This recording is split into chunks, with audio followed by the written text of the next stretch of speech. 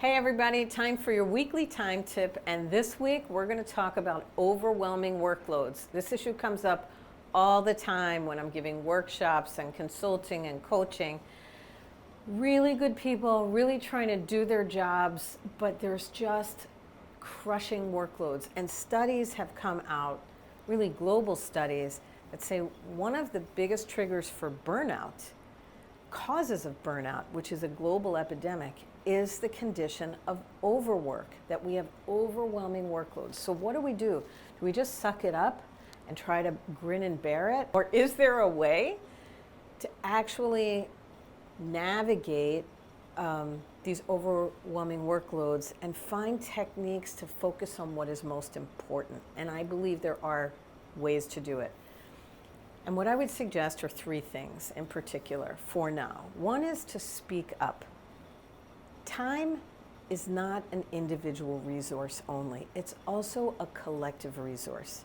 You and everybody you work with are time-starved and trying to move mountains with limited resources. So be a time leader and make it comfortable and frequent and fluid to talk about time together and problem solve together.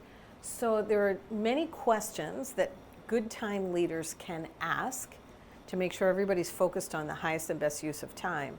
But I want to introduce two that no matter what position you have, you can employ. So whenever you are being given an ask or a task or a meeting request that feels overwhelming, it's going to tip your scales, it's more than you have the capacity for, ask with whoever you're working with two questions. First question is, what are we trying to achieve with this assignment, with this project, with this meeting? What is the goal of this task? And once you understand the goal and acknowledge and understand the purpose of it, the second question is, I get it, what's the most efficient way for us to get to that goal? And suddenly you are a thought partner and a colleague with that person to find the most efficient way to get to a goal. So speak up.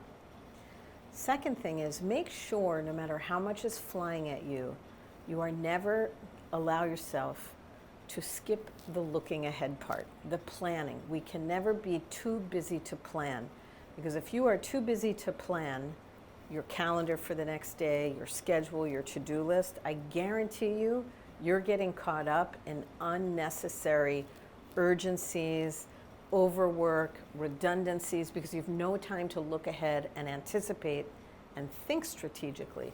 So no matter how busy you get, you hold on to that 15, 20 minutes every day. You stop, no more emails. You look ahead at tomorrow plus 2 days or the next 3 weeks and your to-do list, and get as strategic as you can about what is the highest and best use of your time, and negotiate with people if you see things that are redundant or less relevant anymore, or you don't even have, it's an important thing, but you don't really have a key role in. So always keep the planning, because you'll shave time that way.